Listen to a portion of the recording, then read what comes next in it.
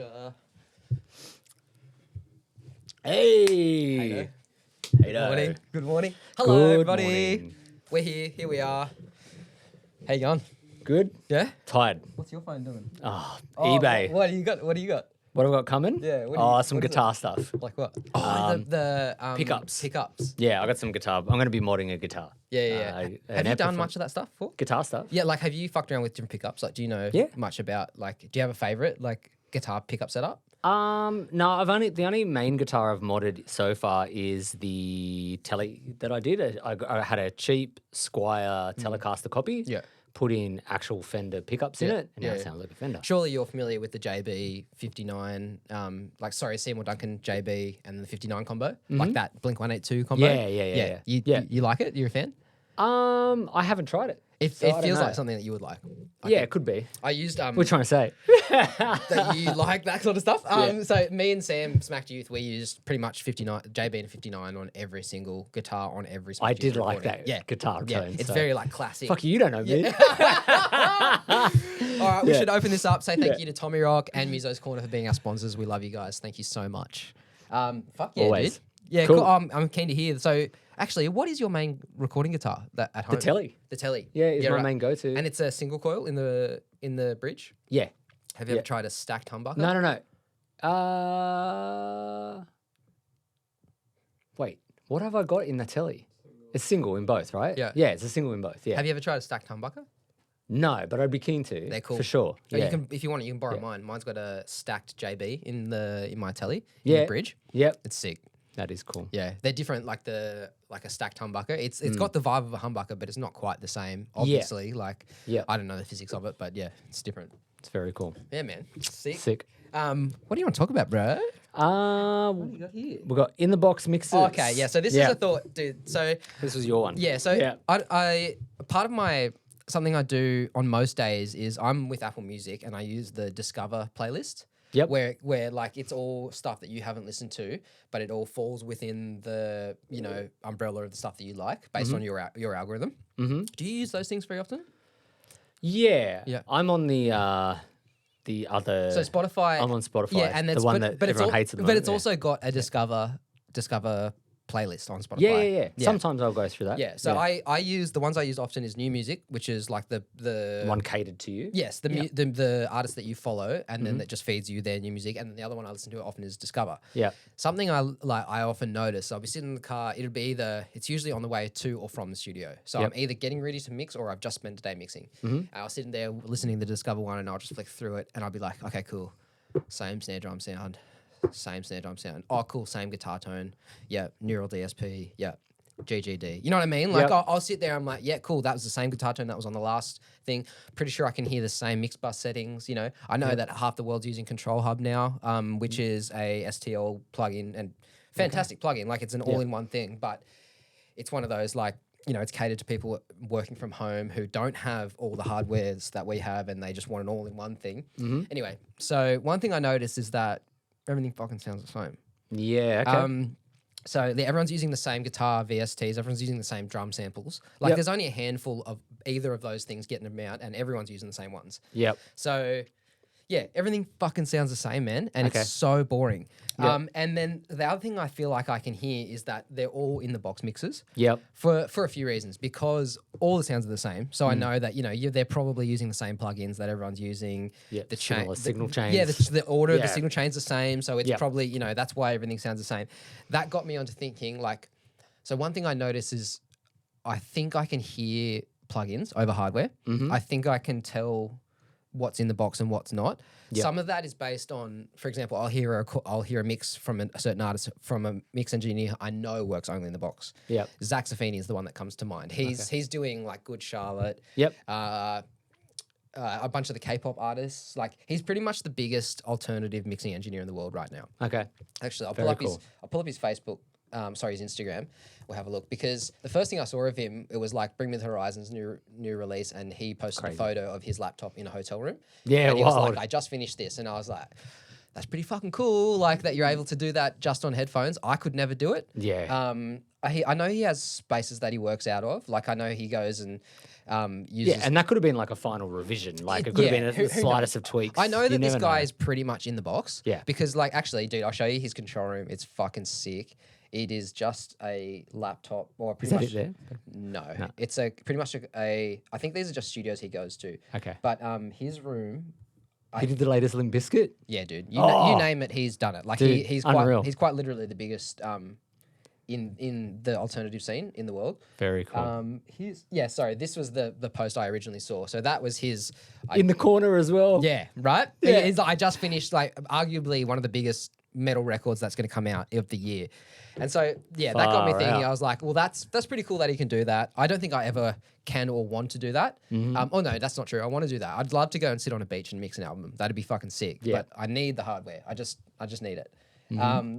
Anyway, so I can't find this picture. His room is just those Kai audio monitors, like the tops and then the subs, and that's it. Real. Anyway, have to do some research. So yeah, I know that this guy works pretty much in the box. Yep. So you know, it has that sound, which to me is what is that sound to you? Yeah. Oh, it's so hard to describe, dude. Okay, for the first thing I notice is a lack of extended low end. Yes. So the low end isn't dense. And when I mean dense, it doesn't hit me in the chest. Like, yes, it's present. Yes, it's there, but I'm not feeling it. Yeah. Whereas, say, if I listen to someone like Will Putney's mixes or Sam Pura's mixes, for example, I know those guys are predominantly out of the box, and I feel like I can hear and feel the saturation, particularly in the low end. Does that make sense? Yeah. No. I've definitely felt that. So the thing that got me thinking, mixes, I was like, so what is it? What is it that I can hear that I think I can hear that makes an in the box mix and in the box mix and not you know? And I think it's the three dimensionality, particularly of the low end. I feel like the mixes, like if you listen to the New Good Charlotte, Linkin Park, whatever, I feel like the low end is really, really predictable. Yep. It's never moves. It never moves outside of its established area. And yeah, there's just like a lack of three dimensionality, which we have talked about before with plugins versus hardware. Yeah. That we both agree that there's that that characteristic that you can't put your finger on. Yeah. Here he is. Was this Aerosmith? Yeah. Wow. Yeah. Crazy. Yeah. But okay, so what about you? Like, do you think you can hear it? And what do you think you can hear? Yeah, so when you mentioned the low end thing, what that reminds me of is exactly what I agree. Yep. I've heard the same thing. Yep. Now whether that's just a commercial mix style that's happening versus how we like to mix. It could be that too. Yep. Like maybe they're doing something different in their low end. And at that level of mixing or something, like it could be something else they're doing because that's what they need their mixes to come across as. Yeah. Whereas because we're doing a certain type of music and we're using hardware, maybe we're leaning towards a different tonality. Yeah. Maybe it is the hardware, maybe it's a bit of both. But what it does remind me of is that when we moved from analog mixing consoles to digital mixing consoles in live audio, and even now, I hear the difference there of analog versus digital. And it's the same thing. Yeah. It's like the low end has less detail. Yeah. When I go and watch live, anything live, especially on a big line array system or a big live event, there's like the way, like you said, like the way the low end hits your chest is not there the same way for me. Yeah. And on digital systems, I hear that in live audio. Yes. All the time. There's an inexplicable thing that's happening. I'm not sure what it is, but I definitely hear it in live audio. And I could say, like, when I hear in the box mixes from people that I like, they definitely have like a crispness to them. That seems different to analog. And like the top end is quite starkly different to me. Yeah. It's crisp and it sounds very clean. Yep. but there's maybe more extended than you would hear in hardware. Yeah, maybe because the hardware's probably rolling It's going to things roll it off. off. And that's the other thing I thought is maybe it's a transformer-based thing. Yeah. Like maybe, like when you think about the amount of transformers that you and me are passing our audio through, Oh, yeah. by the time it gets to the end of it, it's maybe Yeah. gone through 10 transformers, maybe more. Yeah. And so that has to be contributing something to the density. Yeah. And the, I guess, like the tightness of the low end, how it feels. Yeah. Compared to, say, like a digital version of the same thing. Yeah, and like which pieces of gear are having the biggest impact on that too? Like because we do that whole SSL, like the VP28 thing into multiple transformer stages. Yeah. And we're doing that deliberately to achieve the sonic characteristics we're chasing. Yeah. But yeah, there is something intangible there. I feel like we've talked about this before, where transformers definitely, like good ones in good gear, will tighten up the lows in a certain way, but also help the lows be there in the mix. Yeah. It's Give definitely them a thing. more Presence and weight, Yep. but without being too extended. Yep. There's something there. There is definitely something there that's different. It's a really hard thing because you're talking about a whole mix as well. It's so hard to quantify by that stage why something sounds different. And it gets into all the conspiratorial shit too as well. Something like not just the low end, but something I hear a lot is like, you know, when you're listening to a vocal and you can hear that little sibilance thing that plugins introduce. I hear it so much. Yeah. There's like, I don't, if you don't know what I'm talking about, if you're listening to like in the box mix, I'm trying to think of one that comes to mind, Bad Omens. That's another Zach Zavini mix. Zavini? I gotta get his name right. Zavini. Savini? Savini. Oh my Zach God. Savini. Sorry, dude. So yeah, like Bad Omens. Love the mixes, but there is, if you listen to when he clean sings, there's every now and then there's like this sibilance thing, like, and it's louder than the music, it's louder than the vocal. You know, it just pops up and it's gone for a second. Yep. I feel like I only hear that in plugins. Yeah, look, there are certain engineers that have come up, without naming names, have come out and said, I'm all in the box. And I've listened to their mixes and they do have a harshness into those areas sometimes that I've noticed in particular that I don't love. And like, not to shit on anyone's mixes, like these guys are all amazing engineers. No one's mixes at the end of the day is a perfect that's not mix, what we're and that's doing not at what we're talking about.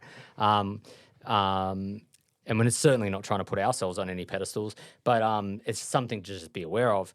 But I think that like going inverse of that, like you have a lot of people going, all right, well, how do I fix these things? Or how do I fix harshness? And the buzzword nowadays is like, oh, use more saturation. So you reach for a saturation plugin. Yep. And sometimes, like, if you go, oh, I need this saturation plugin to fix this thing, I need this thing to fix this thing, and this might lead into our next topic,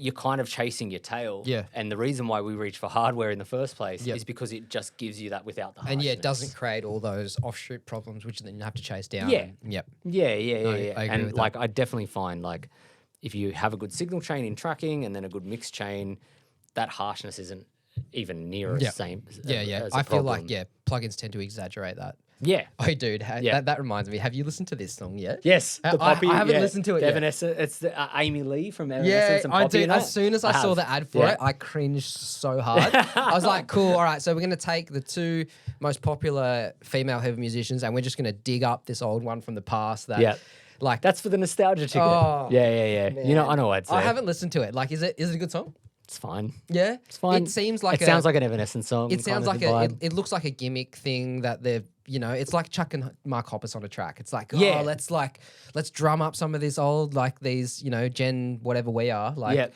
get them back excited again. Cause I don't know. There is definitely this, like, it's in all our culture right now, right? Reboot. Right? Yeah. Let's reboot or bring back the stuff from this generation. Yeah, this right? is like Batman Begins meets like the new Batman. Yeah. Like they're fucking jamming them together. Yeah, when they did. Well, they did. That's dude. such a good example. I like, hate it. Yeah, let's put Michael Keaton in the new Batman. The new Superman. I'm not in the Flash. Not hanging right? shit on anyone involved in it. I saw it and I was just like, oh man, can we move on? There's so much stuff. Like, yeah, there is this weird need to go back to everything. Everything's coming back from our generation at the moment. The nostalgia ticket shit, right? It's a huge thing, but it sells. So that's why it's happening. I love what he does for Bad Omens. Like, I've been getting into Bad Omens a lot lately.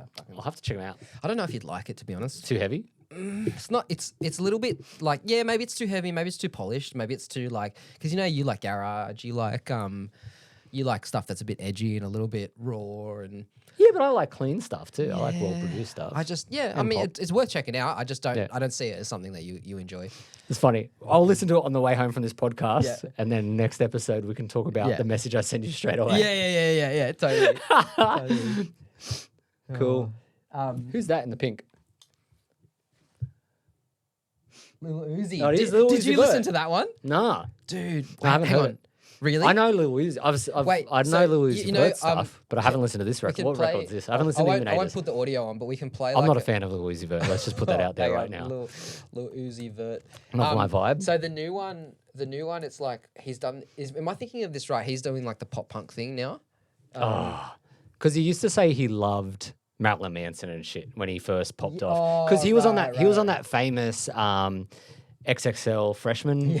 Yeah. The one that everyone goes back to. Is this the one with with Kodak Black and Designer? All that shit. Designer. That's the Designer one. one's Just trash. Shit. Yeah, 21 Savage. Yeah, 21 Savage, man, what a loser. Yeah. I think this dude put out a video recently. It was like a hip hop. No, sorry, like a. I'll check it out. A rock kind of pop punk. So he's trying to do the MJK thing. Exactly. Yeah, exactly. MGK. Yeah, it's trash. Yeah. Wow. Yeah. Craziness. Let's go on to like the thing about so the one this has just got me thinking about the one room recording studio thing. Oh yeah. So yeah, Mitch brought up a good point to me recently. It was like what's my opinion of single room recording studios? Yeah. Yeah. So like just the conversation of the fact that you can have a room that is like so what we're talking about is you have a studio space. And your control room and your live room is the one room. Yes. Yeah. Yeah. Versus the traditional one that everyone has in their head of we have a separate control room and a separate live room and maybe some booths or whatever. So I think like there's two types of people that do this, right? Yeah. People who can't afford to have multiple rooms. Yes. And people who like working like that. Yes. So you brought up Sylvia Massey. Sylvia Massey. So Sylvia Massey does what you talk about, like a single room. Yeah, she does a single room thing, famously. Yeah, right. So, dude, this is psycho. It's crazy. That is the craziest shit I've ever seen. Like more so than CLA, I think. Like, yeah, it looks. You know what? Whose room it looks a lot like? What? Jack Joseph Puig's exactly. room. How do you say that guy's name? Jack Joseph Puig. Is it Puig? Puig? Is it Puig? I think it's Puig. Okay, cool. Dude, how's that photo I sent you last week of the AI of me on the plane? Did I send that to you as well, bro? Oh, we'll have to show. Oh man, so good. I was dying. Sent me one too, and I like made me laugh so much. Yeah, that's my AI face. So good. That's so cringe, man. First.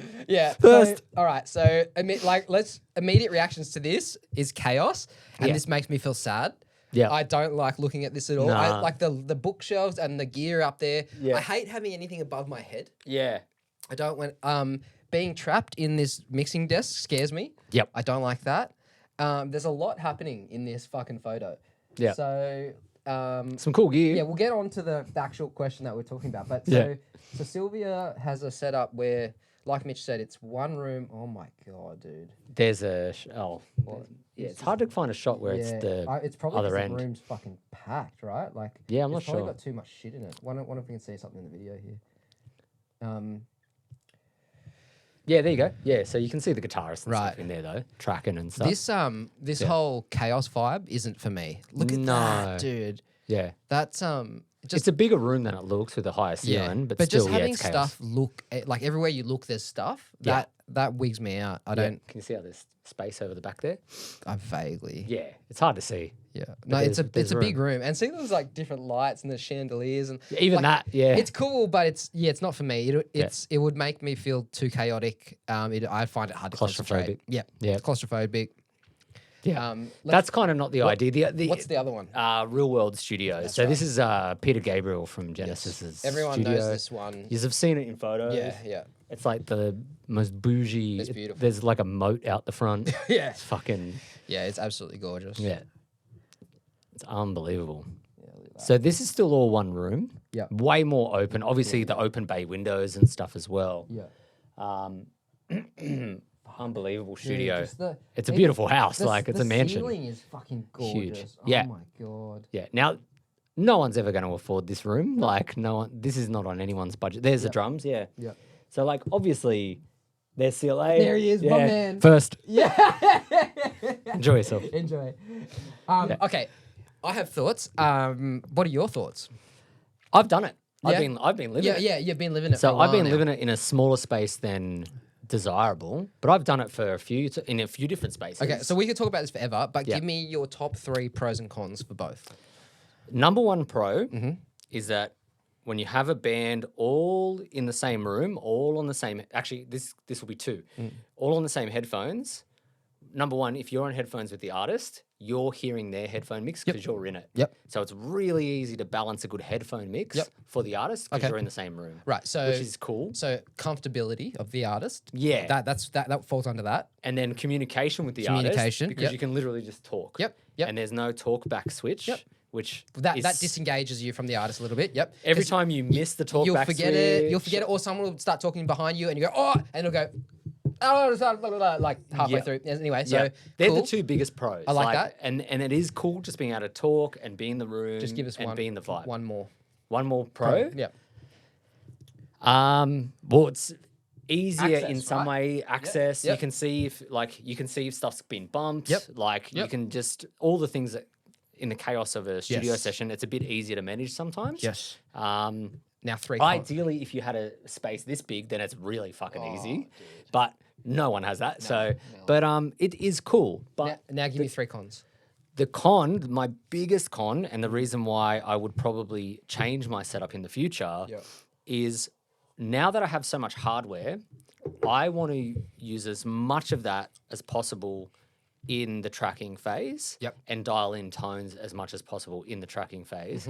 And that gets really hard to do when you're in the same room. When someone's sitting right next to you. Yeah, because you either have to, when you're monitoring the performance, you're not hearing it in isolation, you're hearing it through headphones. Yes. Yeah. So that's a problem. Yeah.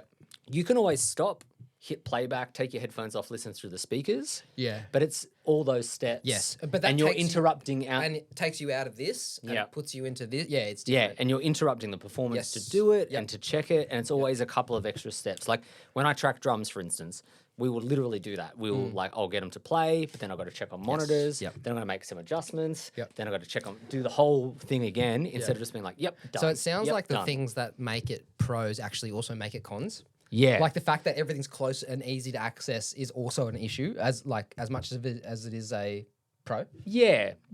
It's just having the isolation and being certain in your decision in tracking would, and because I do a lot of tracking, would be really nice. Yeah. Like just being able to go bang, bang, bang, done. Yeah.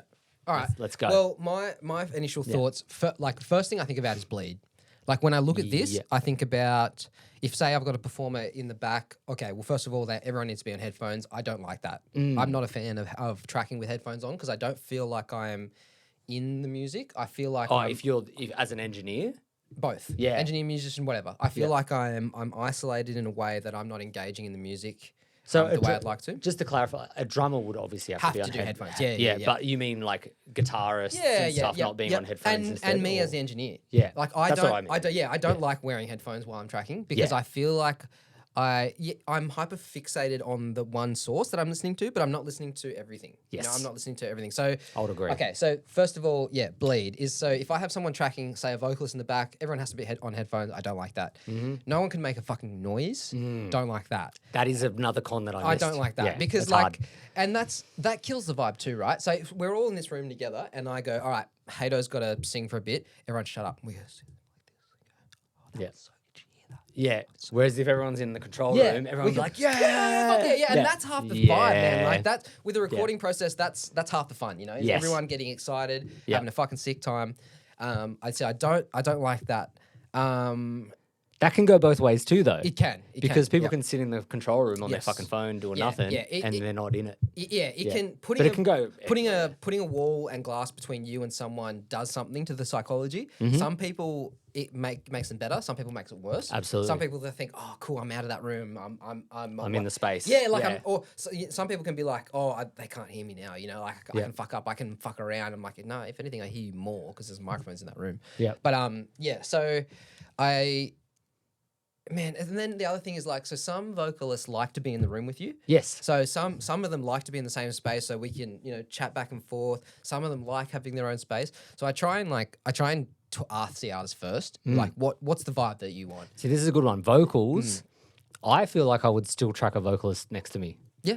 Always. I do like that vibe. I do it all the time. Yeah. The times But it does depend. Yeah, it does depend. And I also like it that I like giving someone else their own space, turning the lights off, letting them have a dance, because singing is I'm talking mainly about singing here, is so psychology based, right? Yes. Like it's one of the only instruments where if you're not feeling good, it's going to affect your performance.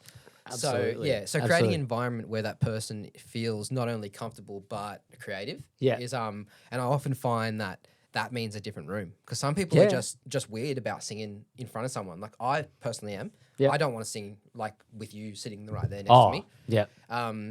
Yeah.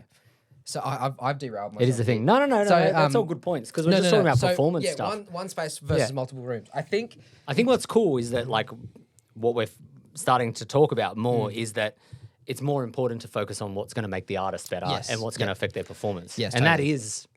that is the real question, right? I think it all really comes down to vibe.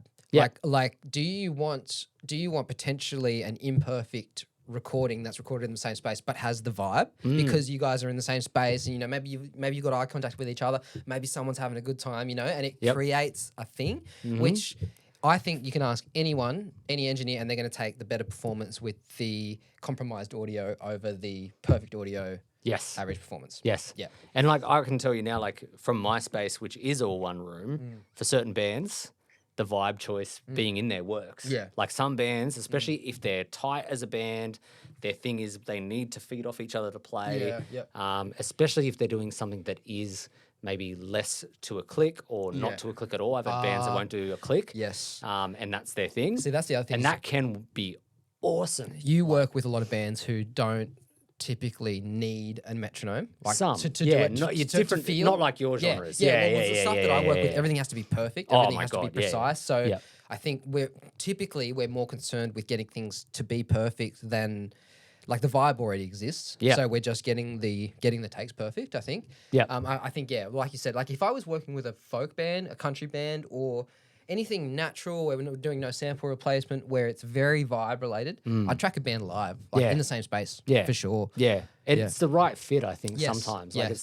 That's the vibe. I can't name you many metal bands or hard rock heavy bands that track live. It's nearly impossible. Yeah. The one I did was Crankwalk. Yep. But they're like a metal blues rock fusion thing. And like where you can have a bit of rough around the edges and that's okay. Yeah, and they're extremely tight as a band. And we did do overdubs, but that suited them to a T. That was like, and it's some of the best work I've ever recorded. Like, I think so good. In an ideal world, I'd have a control room that was big enough to do it if I wanted to. Yes. But I wouldn't have it set up like that all the time. If I wanted to do that, I would. But most of the time I would opt for a booth just to have that separation. And I think the biggest one for me is I trust my monitors more than I trust my headphones. Yes. So, oh my God, yes. So, like making decisions. I would never trust headphones as much as I trust monitors. So making decisions plugged into headphones for me is scary. Yes. Because I'm just like, it is scary. I guess it's right. Because I have to do it all the time and then just double check on the speakers on playback and go, have I got this? But then cool, now we're ready to go. But you, it's all those extra steps. And then you got to wonder like, okay, am I being as objective as possible? I've just taken my cans off, so my speakers are going to sound funny, which they always do, right? As soon as you take your headphones off, your speakers sound weird. You got to readjust and listen to them again. And one thing I've been trying to do lately is just listen to more music for pleasure on my system because I never do it. You know what I mean? Like I never listen to music for fun. We're doing it kind of every Monday. We kind of sit down and have a bit of a chat. What are we listening to? Because you got to understand the speakers, the room, like how it all fucking sounds. Yes. And it occurred to me recently, like I don't ever listen to music for pleasure in that room, and I should start doing it more. Yeah. Yeah, I'm trying to as well. Yeah. Yeah, definitely. Yeah, that's cool. Cool. That's a good one. Man, Sylvia Massey's room. This is no. Hoarder's dream. yeah, it's crazy. Did you see that? There was a photo where her. You know how she has all those interesting microphones. She had a cabinet full of those microphones over the left side. It was up high, was it? Yeah. Yeah, it looks like my mother-in-law's china cabinet. Sorry, Rose, if she ever watches this. Yeah. That's what it reminds me of. Yeah. Fucking chaos. Yeah, it'd be this thing, but it's got that's like cool. but it's you can see it in one of the lefts. Cool. Yeah. Someone listed a one of these AEA mics on Facebook the other AA day. or RCA, like the original RCA? No, I think it was it was about $7,500. AEA is the reissue, Yeah, I think it was. Yeah. I don't think it was one original, but Yeah. man, they look gorgeous, and I would want one. Yeah, big fat boy. Yeah. Yeah. Cool. Yeah, she has some amazing mics. I really don't know much of her work. Hey. She did not her greatest work, the Tool EP. That's right. Yeah. But then she did the Cog New Normal album. That's and right. that's fucking amazing album. Yeah, it's the cool. New Normal. I love that record. Yeah. Have you heard the new Cog song? It just came out. What? Yeah, Forrester Saville mixed it. Are you thinking of Walking the Carnival? Line. No. They've got new Yeah, shit I out can't too. wait. I've been avoiding the Carnival singles because they're. You want to like, wait for the yes, album? Yes, I don't. Yeah, I always the new ruin- single just came. Another new single just came Right. out yesterday. Yeah, of I Carnival. always ruin it for myself by listening to the singles when they come out. So now my new thing. Carnival is, records, you kind of have to listen to the whole record because they're always a concept. They're in my top 3 favorite bands, so Same. I can't ruin it for them myself. So I will just let it go and wait till it come out. But Yeah. Cog put a new one out. Yeah, Who did it? Forrester mixed it. Forrester. They Okay. tracked it though, because you know how the drummer Lucius has a studio up Lucius in Byron. Borich. Yeah, Cog. it's called Walk the Line. Okay. Yeah, Okay. I don't think they've got Wait. it on Spotify. What? Yeah, they had it on YouTube. What? Weirdly, yeah, but they might not be doing Spotify. That was Apple Music, but. Oh, was it? Yeah. I saw it on YouTube, Cool. and I looked for it online on streaming services, and I'm like, there is. Walk the line. Okay. Yeah. Cool. Well, this is not like an AI. That was definitely an AI thumbnail. Yeah. I saw that and I was like, Is it like an "Ooh." AI film clip or something? No. Yeah, right. No, but that was an AI thumbnail. Yeah.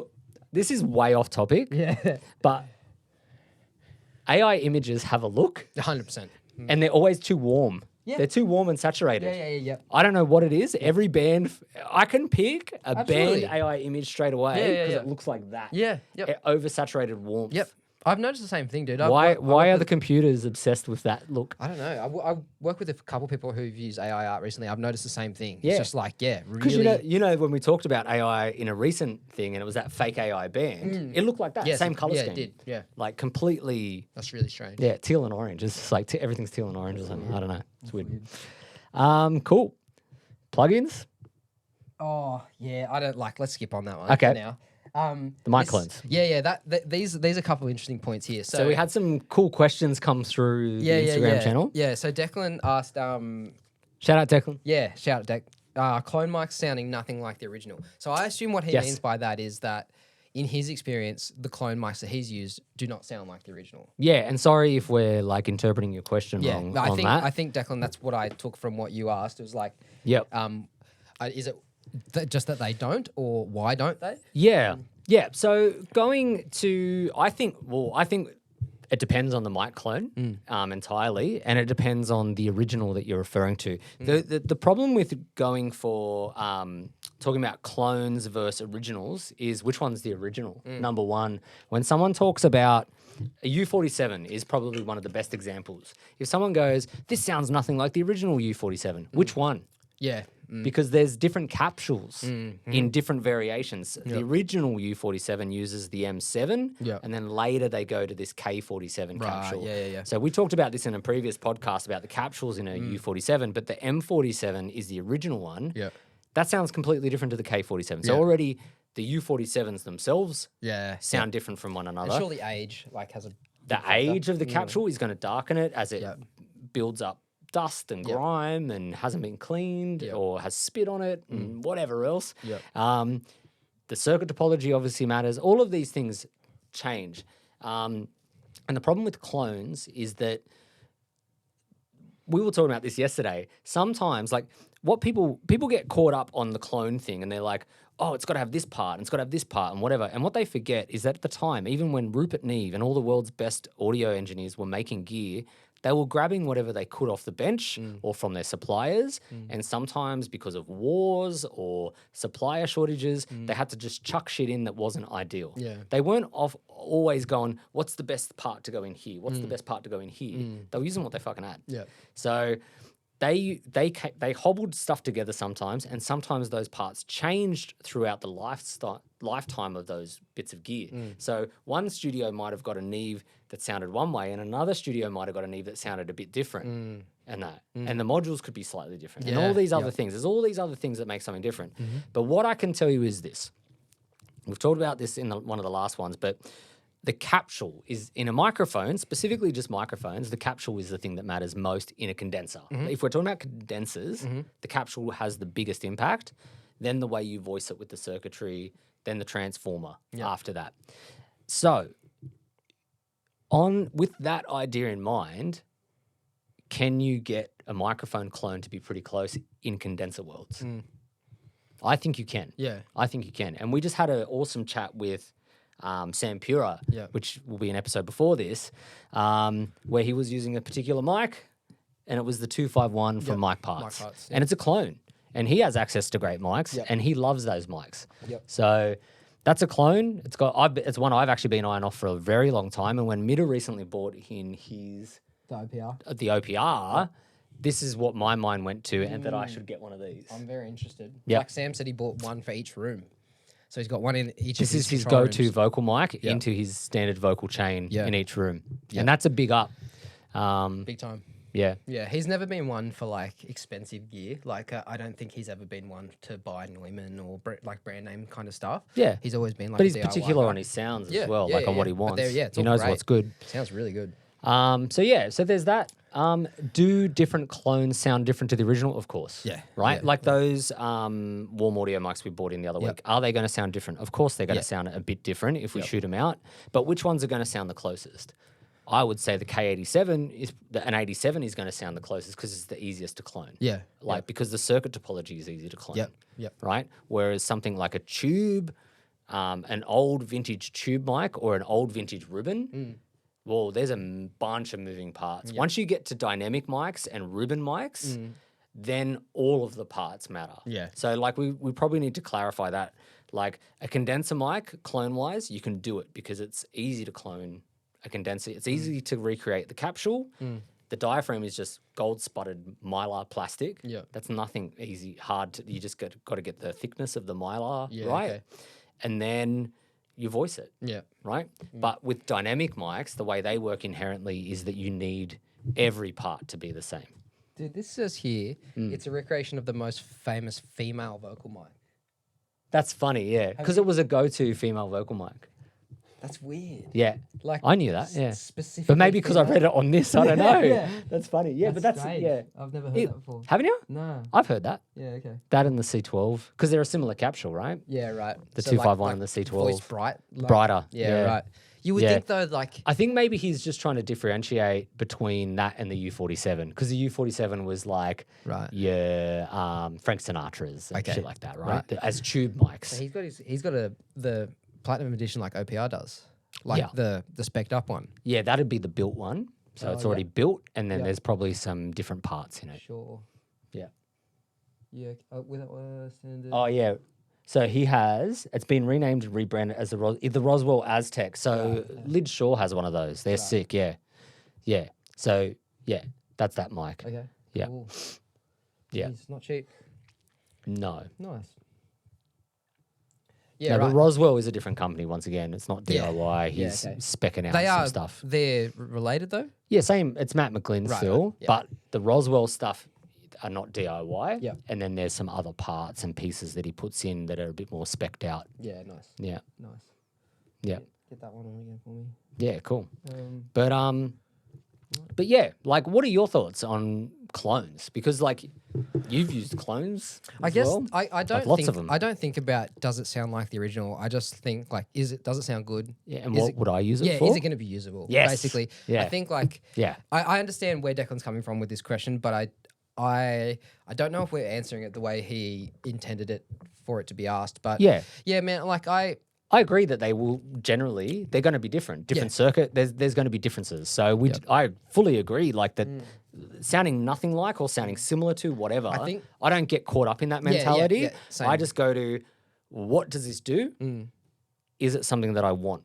I think Is it a tool I'll use? asking yourself, oh, does it sound like the original? Does it matter? Yeah, it doesn't matter. It like does Does the the mic, plugin sound like it's getting into that whole debate, and Yeah. it's like just use the tool. and that even does if the it job. did sound like more like the original, it's not necessarily going to make your recordings better. It'll No. just be slightly different. You Yeah. know? Yeah. I don't. Yeah, I try not to concern myself with that shit these days. It's Yeah. like, what's in my budget? Does Yeah. it sound good? Can I make it work? Yeah, and like say in the case going back to something simple like a 87, and like we had those really budget friendly warm audio 87s, right? What do people want when they hear an 87? They want a crisp vocal. They want that bright, forward Yep. airiness, top, Yep. less work in post production, Yeah. maybe Yeah. if it's not too sibilant, Yep. right? Yep. That's all you're looking for. Yeah. The amount of interest I've had from people reaching out to me about those microphones shows how much people want a U87 and have felt like it is just completely out of reach for them. Yeah. And so there They're are so clones. fucking overpriced, dude. They're outrageously for what it is. $6,000 No, are they really?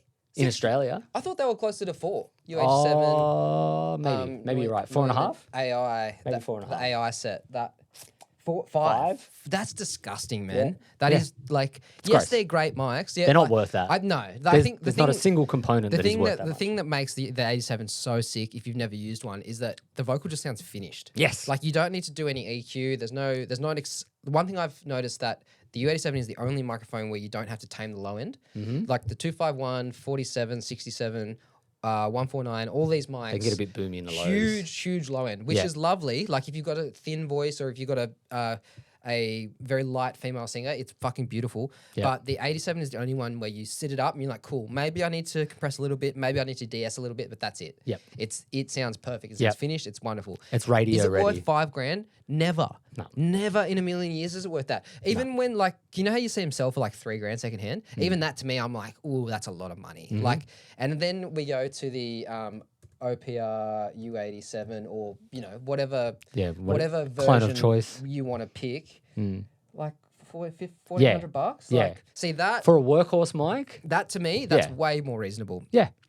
Josh and I, Josh Bartell, who does all my mastering, we were talking about this microphone, and he was saying how like of all the microphones he's tried, this is the one that it just sounds great. Like we just keep going. I've lent him my SM7. Oh, he's got an SM7 too, but the RE20, the U67, all these microphones, and he's like, yeah, it's cool, but like this is the one that just sounds right. Yeah. The bottom end is so tight and controlled and like not exaggerated. Yep. Anyway, so I just think this is crazy. Like Yeah. half of So that do I. money is going to the badge, like Yeah. I don't know, dude. Like that's That is a crazy one. yeah. I mean, in America, like you probably pay half of that. That would be more reasonable. I'd pay $2,500 for one, I reckon. Yeah, and remembering, like, to be fair, like it's a workhorse piece of gear. If you're doing voiceover work, you've got a voiceover session. What mic are you going to be using today? 87. That's it, right? That's the one. So it makes sense, and it's so versatile for a lot of different vocals as well. So, that is a ridiculous price. There's nothing in there that's worth that much, but that's their thing. That makes me That's angry. what they do. But yeah, look, there are affordable options out there. And I think it's not that hard to clone that one. No. That's for sure. I opened it up and there's fucking not much going on in there. No. No. Let's go Cool. on to Rhys's note here. So, Yeah. Rhys Zacher from Spinlight. Shout out, Rhys. Yeah. Thanks for watching the pod, mate. Thank you, dude. Appreciate it, man. Yeah. He asked correcting drum phase on the way in versus doing it in post. Yeah, I always do. Which one? I always correct on the way in. Yep. So, like, this is, like, you've got to have the right gear to do this. So, do you want to lead this No, one? yeah, you go. I'm listening. So, like, we have bunches of external pre's. Maybe you have an interface that has a phase switch on the channels. Yep. The benefit of that, the reason why that phase switch exists is for potentially a couple of reasons.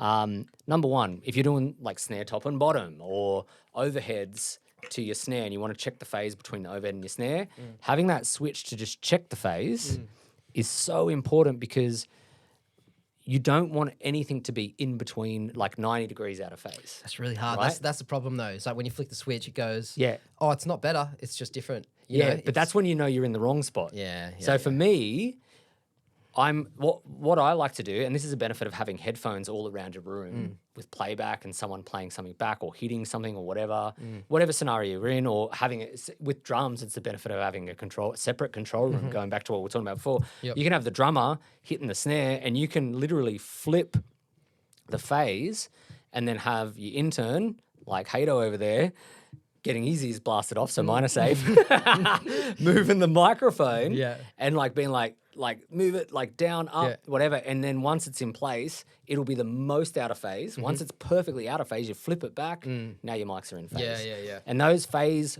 switches are there for that reason. Like they're there to get everything perfect in tracking. Now, if you're on your own doing your own session, you have to fiddle with that. But there's no reason with why, guitars, I do it all the say, time. flicking phase in post once you've finished. Yeah. The only thing, the way that would make it different is your approach to miking the drum kit, right? So like if you got all your kit in post, and you'll go through flicking phase as you go, there's really effectively it's the same as doing it on the way in. As long as you've aligned them properly. So my philosophy is like, I will flip the mics that are going to be out of phase, for instance. I'll leave them either out of phase or in phase. Yeah. And then move the mic. Say it's guitars, right? Say I'm doing 2 mics on a guitar cab, which we do all the time. I'll have one phase flipped, and I'll have my headphones on as the guitarist is playing, and I'll move the mic and double check, because it can be hard sometimes to line up the capsules of 2 different microphones. The capsules can be played like this capsule here could be here, could be there, and aligning them. So I move one mic back until it's completely out of phase, and then I can flip it back knowing it's fully in phase. Because the 57 capsule's there, but the 421 capsule's like there. Yeah. And a 7B is way back here. And then on like small diaphragm condensers, it's at the front. Right up the front. So they're way closer than all the other mics.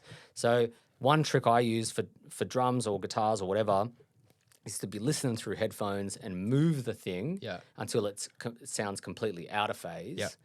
And then flip it back into phase. Or on a drum, like for snare drum, top and bottom, you do the opposite. Like you leave it in, like not phase flipped, and then it'll be out of phase, and then flip it back out. I think, of phase. So I used to do that. Technically in phase. I used to do that, and I think now I know what I'm listening for, so I don't have to go through that process.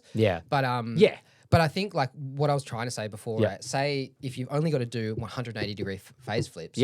Doesn't matter. No, really. Like doing it in post is the only thing that it would It's change. not the end of the world, but you need to be aware of it. And I think the biggest problem, like I've had other interns come in who have had this issue. I've had conversations with people doing mixes who had this issue, or seen people's mixes. I'm like, your snare's out of phase. And it's like they're not even aware of the phase issue. So and I mean, like, if you're learning audio, it is a good idea to start, like if you choose to start with your kick drum microphone, start with the kick drum microphone. In and out kick in phase, great, cool. Add the snare. Is that in phase? Yep, sweet. Toms, keep going around, keep checking everything. The only time I wouldn't do that is if I didn't have the time in the session. Say if I had if I had 2 hours to record a drum kit, it's nightmare. But throw the mics up, knowing that they're in the positions that I like, and knowing that I can check phase in post later on. I guess the only thing that it would change is, say if you had your kick drum out of phase and you're like, oh shit, I need to boost the low end because my kick drum sucks, and you're in there with the EQ and you're boosting all this shit, and you find out later on it was just out of phase. And then you flick it back and you're like, cool, now my kick drum really sucks because I put all this low end into it. You know what I mean? That's the one time it'll burn you. So it is good to know, like as you go, what the phase relationship is with your drum kit. And then maybe getting back into what Rhys was asking, I'm not sure if he's maybe even asking this, but it is important. Say you're the tracking engineer sending to a mix engineer or someone else in the process, in the chain of getting this record made. It is absolutely important as a tracking engineer that all your shit is in phase and phase flipped if it's going to a mix engineer. You do not want to be the engineer sending stuff to people that is not in phase or awaiting phase flip. Heaps of times. Or like in your own session, say you're working in one DAW and sending stems to someone else and not having your shit phase flipped, or like it's really tricky because like say you send stems of snare top bottom and the phase flip button is on the track, but is it on the stem? Depends how you export it, doesn't it? So you could be sending stems to someone and your phase flipping is not there. Which when I do it in tracking, this is the benefit of doing it in tracking, is that it's never going to be out of phase. There's no accidental flipping a switch. There's no exporting stems that's out of phase. It's in phase. So I never have to look at a session and go, fuck, is this supposed to be, do I need to phase flip these overheads? Do I need to phase flip this snare?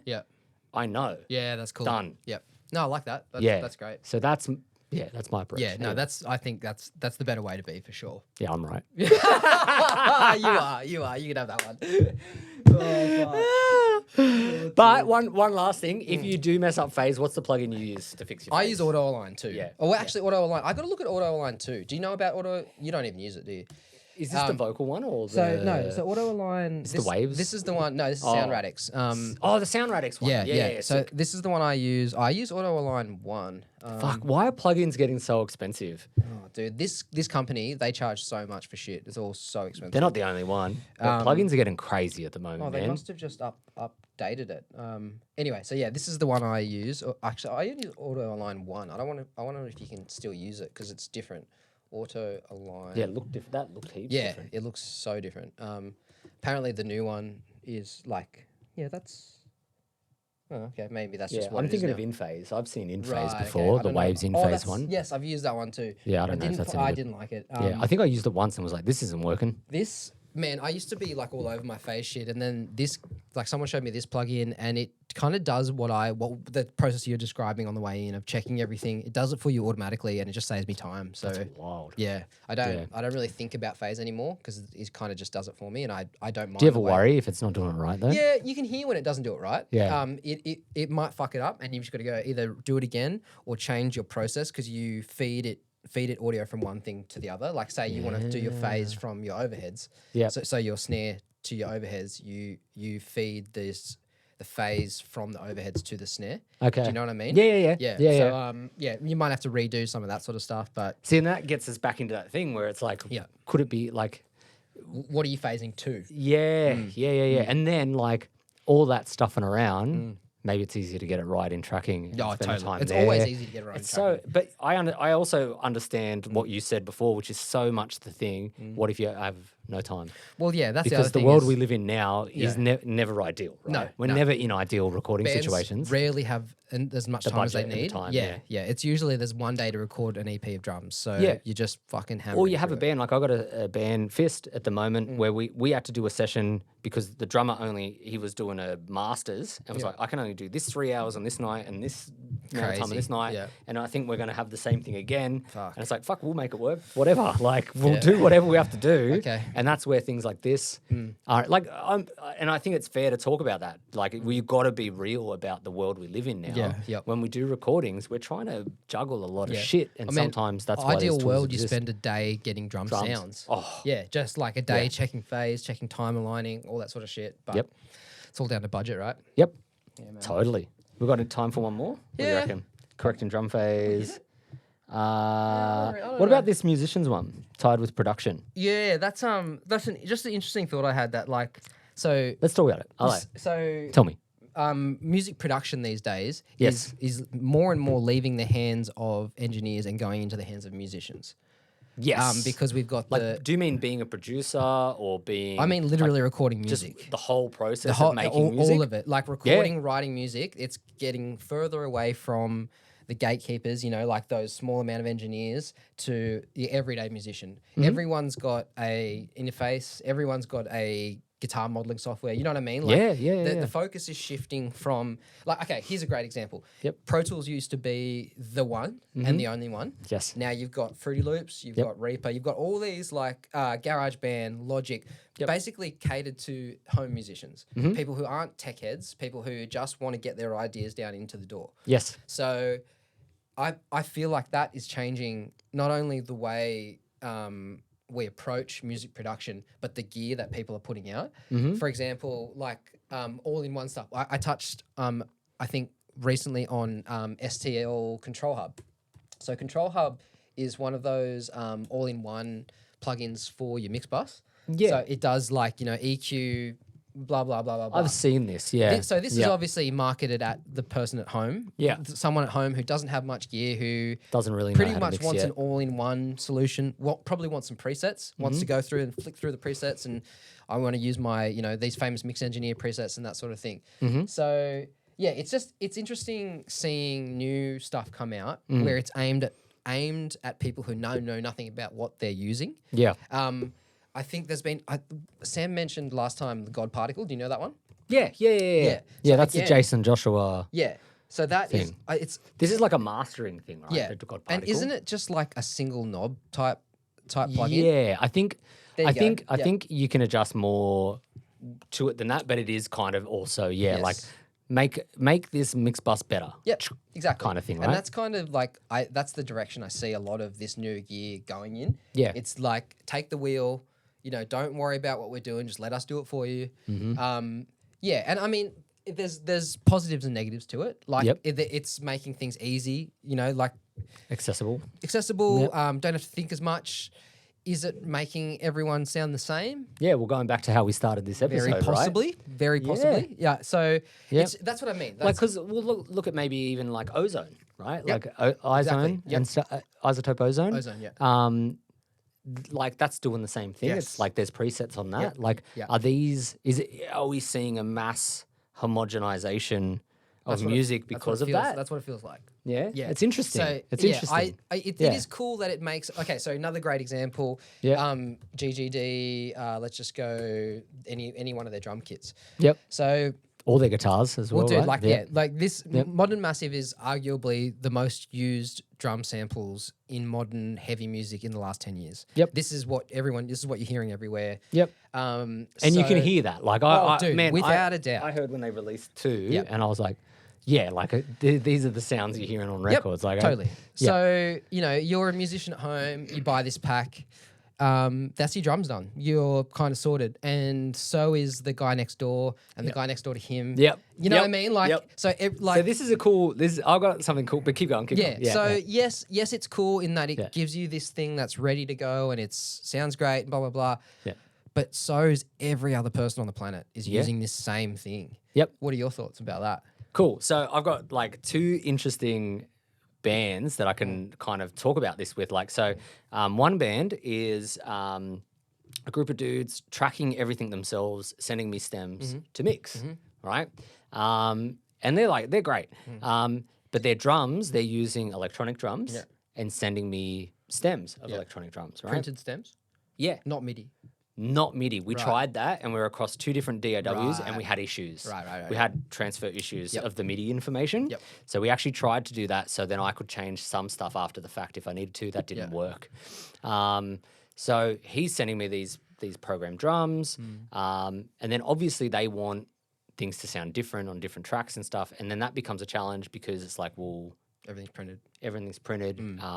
Or they're just these generic tom sounds. Yeah. And it's like, if I'm there physically choosing microphones, and even the fact that I would choose microphones on your drums, I can still do way more after the fact to suit the song. Yeah. As opposed to what you're sending me, because you're sending me stems and they're stereo. Some things are in stereo. The cymbals are already baked in. Yeah. The hi-hats are already baked in. The hi-hats and then the spill. And then what I hate about stuff like, because like I've taught them how to stem separate. Yeah. But because of the way those programs work, they bleed into each other to make them more it feel realistic. real. Yeah. And so then it actually becomes tricky to mix in post sometimes. Like if they want the hi-hats down, it's like, well, your hi-hats are going to all your overhead mics. 100%. The routing so in it's- these programs is weird. And Yeah, funny. and everything's too loud in each other mic Yep. than what it really is in the Yep. real world, which I don't love. Yep. So that is a problem with those. It's just another set of challenges as mix engineers. And then I've got another band doing a similar thing again.